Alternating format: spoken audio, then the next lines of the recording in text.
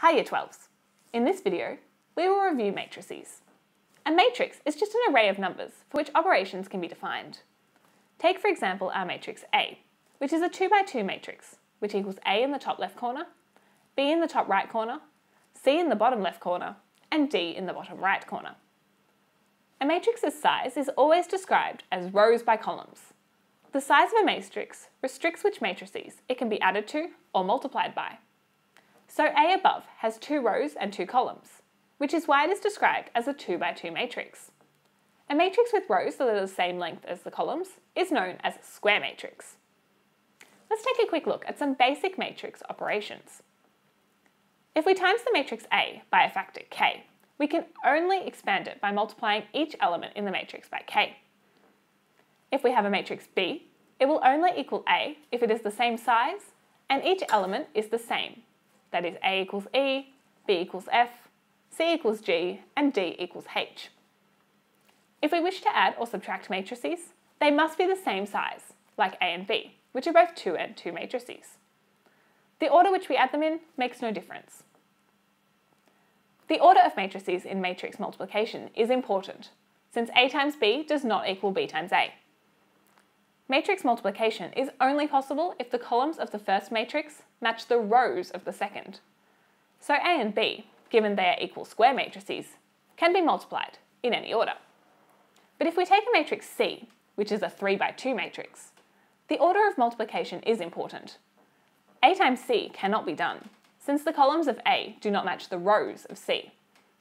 If we times C by A, we can multiply them, as the column size of C does equal the rows of A. Therefore, our new matrix will have the same number of rows as C and the same number of columns as A. When multiplying the matrices together, our first step is to work out the size of the new matrix.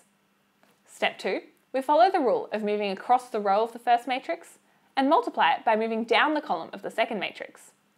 So for the first cell of the new matrix, we get I times A plus J times C. After we finish the first column, we move to the second column of the second matrix and start filling in the second column first row of our new matrix.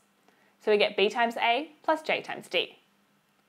After all the columns have been multiplied down in the second matrix, we move to the next row down in the first matrix and in the new matrix.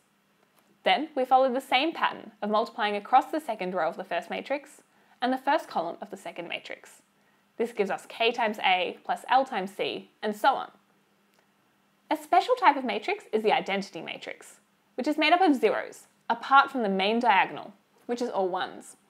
If 2 matrices are multiplied together and they equal the identity matrix, then they are said to be an inverse of each other. An inverse of a 2 by 2 matrix is calculated by switching one of the diagonals and by turning the other diagonal negative and dividing the whole thing by the determinant. It gets more complicated as the matrix gets larger, but we don't need to worry about finding the inverse of larger matrices in Maths Methods 3.4. The determinant is calculated by multiplying C by A and minusing B times C. There are a lot of rules to remember when dealing with matrices, but the best way to learn them is through practice. So let's practice by multiplying matrix A by B. We can see that A can be multiplied by B, since A is a 2 by 3 matrix and B is a 3 by 2 matrix.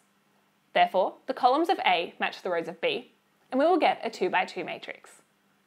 This means we get 6 by 2 plus 2 by negative 3 plus 0, then 6 by 4 plus 2 by 4 plus 0, then 4 by 2 plus negative 3 plus 1, and finally, in the last cell, 4 by 4 plus 1 by 4 plus 0. Thanks for watching and happy studying!